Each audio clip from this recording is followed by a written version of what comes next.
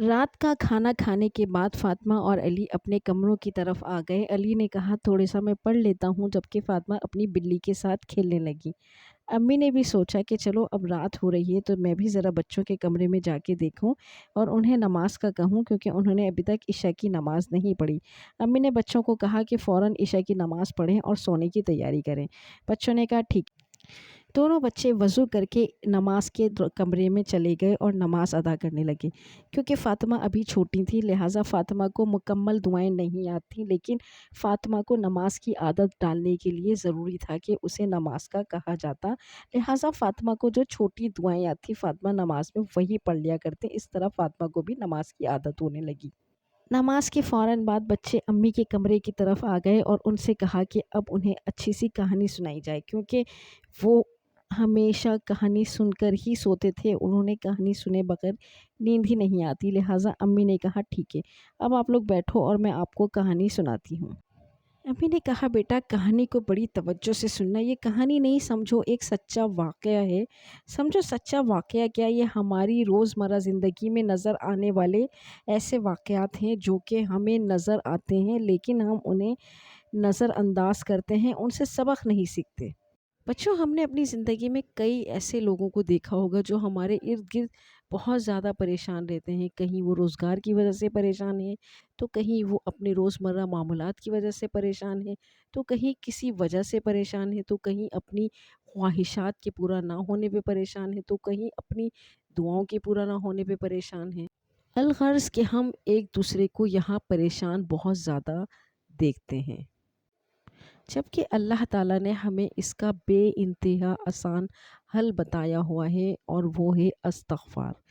استغفار کی کثرت ہمیں پریشانیوں سے، ہر غم سے ایسے نجات عطا فرماتی ہے جیسے وہ کبھی تھا ہی نہیں۔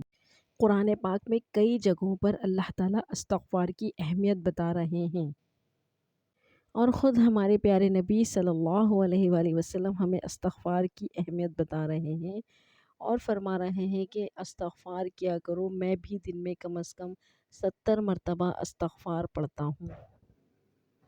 بچوں دیکھو یہ بات ہمیں کون سمجھا رہے ہیں؟ ہمارے پیارے نبی حضرت محمد مصطفیٰ صلی اللہ علیہ وآلہ وسلم، جو کہ رحمت للعالمین ہیں، احمد مجتبیٰ ہیں، خاتم الانبیاء ہیں، پیغمبر برحق اور اللہ کے محبوب پیغمبر، جن سے کبھی کوئی غلطی نہیں سرزد ہوئی، جو صادق اور امین ہیں، جو کہ محبوب پیغمبر ہیں، جو کہ انتہائی پاک اور نفیس ہیں، جن سے کسی غلطی گناہ کی کوئی گنجائش نہیں، اس کے باوجود بھی آپ صلی اللہ علیہ وسلم دن میں 70 مرتبہ استغفار پڑھا کرتے تھے۔ استغفار کی کثرت ہمارے گناہوں کو مٹاتی ہے، ہمارے لیے رزق کے وسیع دروازے کھولتی ہے، اور ایک جگہ پر ہے کہ استغفار پڑھنے سے معاش کے وہاں سے دروازے کھول دیے جاتے ہیں جہاں سے انسان کو گمان بھی نہیں ہوتا۔ تو بچوں، پریشانی کا بہترین حل ہے استغفار۔ پریشان ہونے کے بجائے اللہ سے رجوع کرنا بہترین ہے، کیونکہ وہ کوئی کام ہے ہی نہیں دنیا میں جو اللہ تعالیٰ کے پاس ناممکن ہو۔ نا امیدی کفر ہے اور امید ایمان ہے، تو ہر حال میں ایمان کو سلامت رکھنا ہے اور اللہ تعالیٰ سے بہترین امید رکھنی چاہیے۔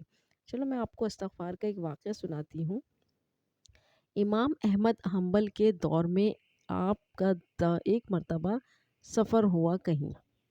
ایک مقام پر پہنچ کر رات ہو گئی تو آپ نے سوچا کہ کسی مسجد میں قیام کر لیتا ہوں، صبح اٹھ کے پھر رات زیادہ سفر کروں گا۔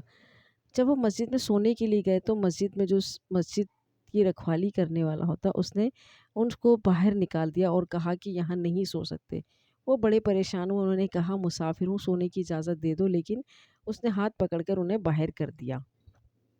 اب مسجد کے باہر بیٹھے ہوئے ہیں اور پریشان ہیں کہ کرے تو کہاں کیا کریں اور کہاں رات گزاریں۔ اتنے میں ایک راہگیر چلتا ہوا نظر آیا، اس نے دیکھا کہ مسجد کے باہر ایک مسافر پریشان حال ہے، اور اس نے کہا کہ آپ کیوں پریشان ہیں؟ تو انہوں نے کہا کہ مجھے مسجد میں سونے کے لیے جگہ نہیں ملی، تو میں اس لیے پریشان ہوں کہ رات کہاں گزاروں، میں مسافر ہوں۔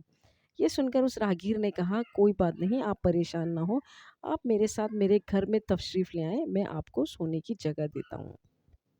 تھوڑی ہی دیر گزری تھی کہ اس آدمی نے آٹا گوندنا شروع کیا، اور آٹا گوندتے گوندتے وہ پڑھنے لگا، استغفر اللہ، استغفر اللہ، استغفر اللہ۔ امام احمد بن حنبل ایک دم چونک کر اٹھ جاتے ہیں اور فرماتے ہیں، کیا تجھے اسے پڑھنے کا بھی کچھ فائدہ ملا ہے یا نہیں ملا، یا بس تو یوں ہی پڑھتا جاتا ہے؟ اس پر وہ راہگیر مسکرایا اور کہا کہ میرے پاس جو نعمتیں آپ دیکھ رہے ہیں وہ سب اسی استغفار کی بدولت ہے۔ پہلے میرے پاس دولت نہیں تھی، گھر نہیں تھا، خوشحالی نہیں تھی، لیکن آج میرے پاس گھر بھی ہے، دولت بھی ہے، خوشحالی بھی ہے، سواری بھی ہے عمدہ، اور یہ سب استغفار کی بدولت ہے۔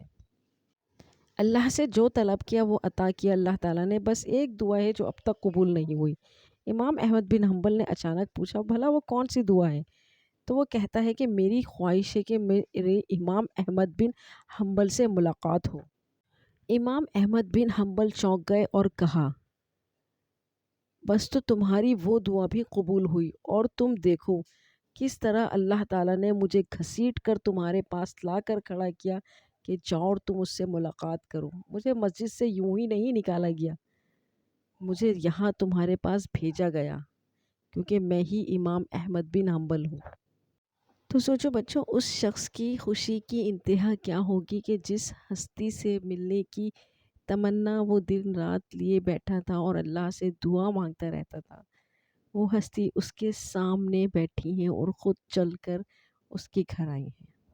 تو یہ ساری برکت کس بدولت ہوئی؟ یہ ساری برکت استغفار کی بدولت ہوئی۔ استغفار کو اپنی زندگی کا لازمی جز بنانا ہے تاکہ ہم اللہ کے قریب ہو سکیں، اس سے معافی طلب کرتے رہیں، اس کے معافی کے حقدار بنیں، اور جو ہماری خواہشات ہوں اللہ وہ انہیں پوری کرے۔